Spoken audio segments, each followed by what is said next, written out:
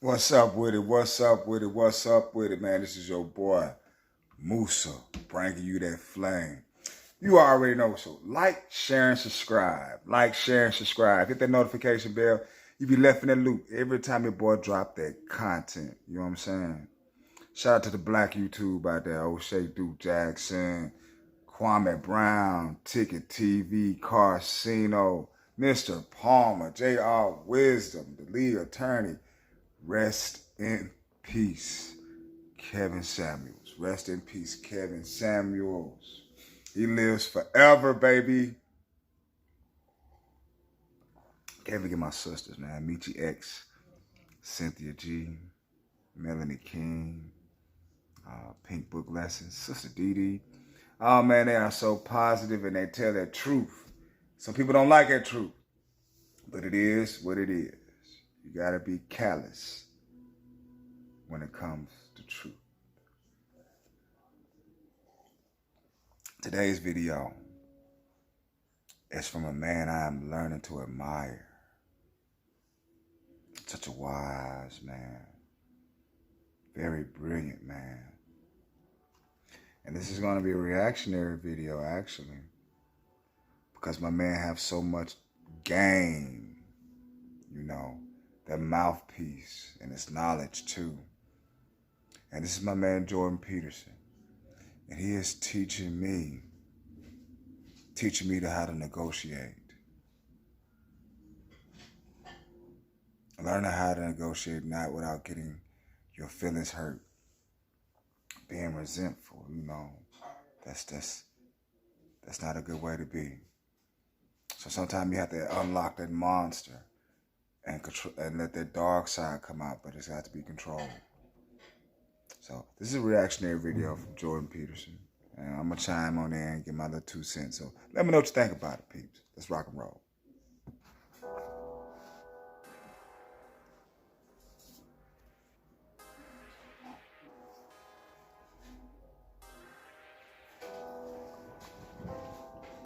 Well, if you're harmless, you're not virtuous. You're just harmless. You're like a rabbit. A rabbit isn't virtuous. It's just can't do anything except get eaten. It's not virtuous. If you're a monster and you don't act monstrously, then you're virtuous. But you also have to be a monster. Well, you see this all the time. Harry Potter's like that too. It's like he's flawed, he's hurt, he's got evil in him. He can talk to snakes, man. He breaks rules all the time. All the time. He's not obedient at all. But, you know, he has a good reason for breaking the rules. And if he couldn't break the rules, him and his little clique of rule-breaking, you know, troublemakers, if they didn't break the rules, they wouldn't attain the highest goal. So it's very peculiar, but it's a very, very common mythological notion. You know, the hero has to be a monster. But a controlled monster. Batman is like that, you know. I mean, it's everywhere. It's the story you always hear. One question is, you know, you're kind of implicitly moral insofar as you're socialized. But that's sort of procedural. It's just built into you. This is different. This is also becoming conscious of it and expanding out your personality into dimensions that it wouldn't normally occupy. So this happens to people all the time. So, for example, lots of my clients, my clinical clients, are too agreeable. And They're generally women because women are more agreeable than men, but not always, because I've had agreeable men as clients as well. And what happens is they're resentful and they don't know how to stand up for themselves, and it's because they're very compassionate by nature. And so if you're entering into a negotiation with them, they'll let you win. Well, that's not so good, because you need to win too, especially if you're in an organization of adults where there's a struggle, right? When you have kids, you can let them win, especially infants. You have to let them win, and that's partly why compassion is so necessary. But as a basis for negotiation between adults, it's insufficient. You have to be a bit of a monster so that you can say no. And so a lot of what you do in psychotherapy is treat people's anxiety and depression. That's a hard hitter right there, man. That is so true. I find it it's interesting he mentioned superheroes, and that was one of Batman's weakness. He was too compassionate, and when you're compassionate, you leave an opening for yourself to get hurt. Same what it is in a relationship. If a situation to come about, and you don't want to deal with it, but you let it build up, who you think that's going to affect? You worry about the other person's feelings. You don't want to hurt their feelings. No, if something hurts you, you need to go and address that shit. Real talk. And real talk. That's how you lose. That's how you lose trying to be the nice person. You never win. So when you're dealing with your peace of mind, your being, isn't that worth having some type of insurance? Shouldn't you want at least want some type of security? What you're not going to tolerate? You gotta learn how to stand up for ourselves. I know I do. And, that's why I'm listening to this man, and he has really changed the way I think. I bullshit you not. Rock and roll with a teacher. Depression, that's a huge chunk of it. Help them straighten out the way they think, that's a huge chunk of it. But another chunk of it is, well, let's toughen you up. Let's put you in a position where you can bargain. Let's teach you how to assert yourself and stand up for yourself. And that's assertiveness training, and it's a huge chunk of psychotherapy. And you need to learn it. It's because part of how you regulate your interactions with other people is to negotiate. And you cannot negotiate unless you can say no. Can't do it.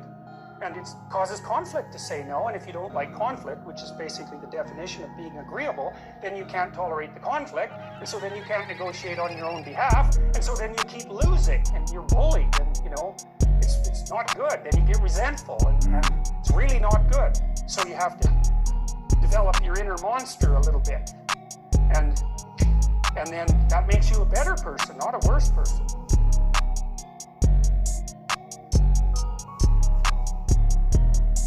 Ready for this, Peloton? Wow, that was some good info. We finna get right back with it. It isn't so straightforward to determine what our place is in the world. And the thing that really got me with regards to that wasn't the good that we can do, but the harm that we can do. Because you can debate about the good we can do, but you cannot debate about the harm we can do. That's done. We know. If we want to know. And I think my experience was when I took that seriously, which meant understanding how that was about me, about that Auschwitz was about me, and that the Stalinist camps were about me, then, well, that reorients you. That's a deep part of the shadow idea, right? And I think that is part of the idea of taking the sins of the world onto yourself. It's like you're a human being. So you see what human beings do. That's you. And you might say, well, I'd never do that. It's like, don't be so sure about that. In fact, the probability that you're wrong is extraordinarily high. It isn't self-evident that the default position is heroism in the face of the advance of evil. In fact, quite the contrary. So it's highly probable that you would be on the side of the weak who are transformed into oppressors. And that's a very terrifying realization if you take it seriously, which you should. And I do believe that if we don't take that with sufficient seriousness, we are not going to survive, because we're too powerful to be naive. And that's so true, man.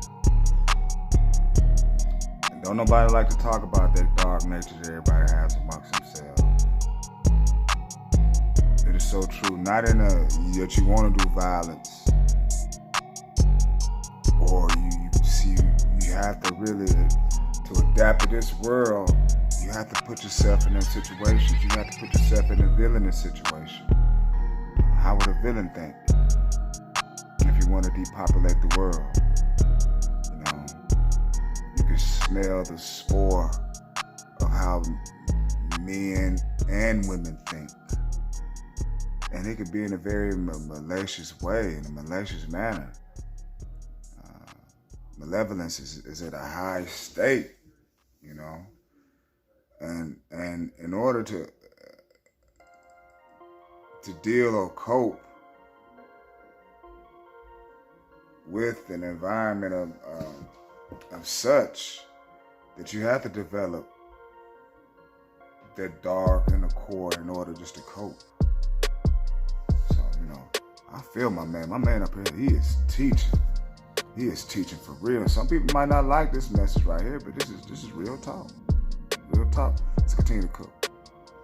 You know, and that was something that Jung insisted on, especially after the invention of the hydrogen bomb in particular. It's like, if you're going to play with fire, you better be a master of fire. What are the prerequisites for true knowledge and understanding? Because it seems to me that intelligence is only a small matter of seeing and understanding properly, and it takes a certain amount of moral courage. It takes a certain amount of having done the work of introspection, having done the work of deep introspection. What do you think the components are for true knowledge and understanding? Well, I think the motivation, one of the best motivations, is existential terror. You know, I mean, I don't remember where this is in the Old Testament, but the line is, the fear of God is the beginning of wisdom. And that's definitely psychologically true, but we could strip it, say, of its transcendent implications and say, well, if, for me anyways, I wasn't motivated to be serious until I knew what I was capable of in the most negative way. Because you don't take yourself seriously until you know that you are an evil monster.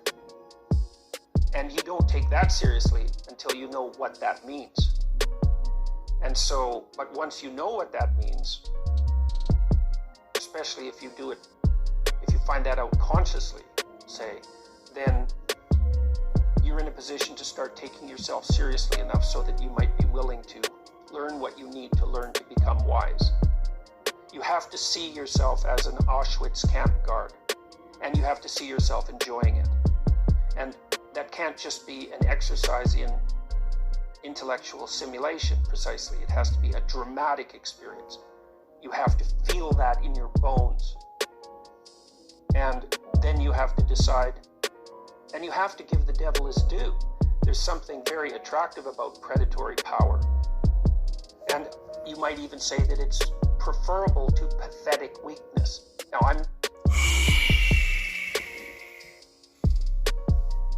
Hey, my man is on something hard right here. Make sure you like, share, and subscribe. Like, share, and subscribe, man.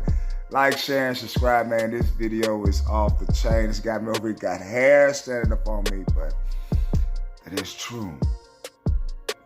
You find it in the core, and you channel it. And you know, I see a lot of females, when they get sick and tired of being sick and tired of being hurt, they get in this stage. They learn how to be. The thing is that they slide into being bitter. And I understand it. Ladies, I understand it. Fellas, I understand it. But you got to let that go. Channeling into working out. Channeling to learning one word a day. Channeling and reading. And I guarantee you, you just don't put up with the bullshit. You contract yourself. And that's just what it is. If that person ain't on your level, you let that person know what you are and what you're not able to accept and what you're not going to tolerate. I mean, it is what it is on that, you know. But let's continue to cook. Make sure you like, share, subscribe, ladies and gentlemen. It's off the chain right here, boy.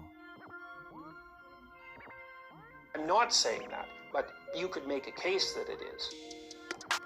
Because you could say that the person who's pathetically weak would like to be a predatory tyrant, but just doesn't have the ability.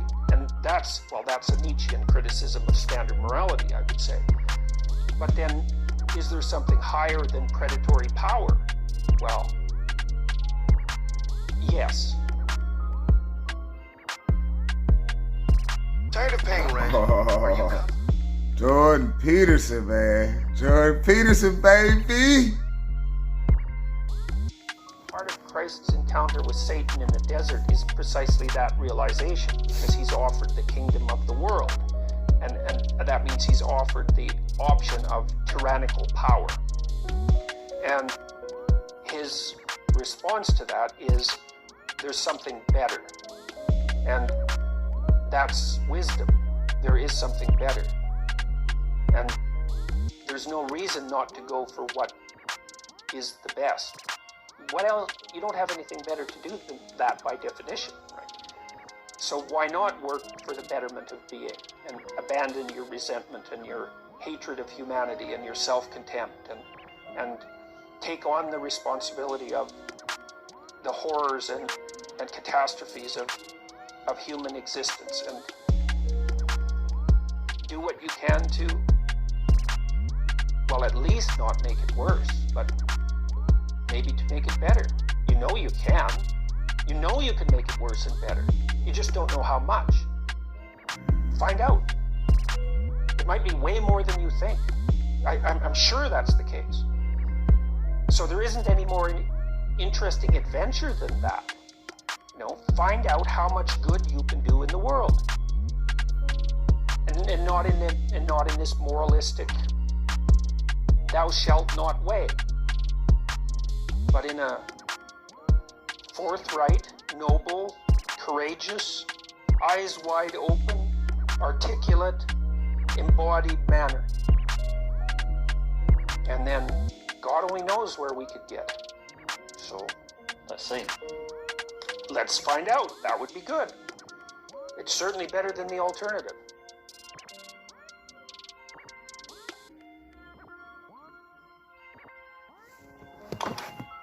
Wow, beautiful, beautiful, beautiful. That was beautiful. Yeah, so what I took out of all that, man, you have got to bring out that monster, not take a loss. And balance it. The way you can have harmony with yourself. Just imagine somebody coming to take your peace in your house and your circumference and your family. If you was a pussycat, could you have that? Or would you want to be able to channel that and be able to handle that in that manner that it is brought to you, but even more vicious? But this is your boy, As a Car, bringing you that flame, man. Just got to do this reaction of Jordan Peterson, man. I'm gonna leave a link in the description box, man. Y'all listen to this, man. He would change the way how y'all think. I bull you not. Your whole mindset will be altered, you know? And that you may carry on your day in a more pleasant manner and have balance in your universe. You feel me? This is your boy Musa. Make sure you like, share, subscribe. Leave me some comments, fellas. Especially fellas. Leave me some comments, man. Let me know what you think about the video. Peace and the Ball of Hackers, people.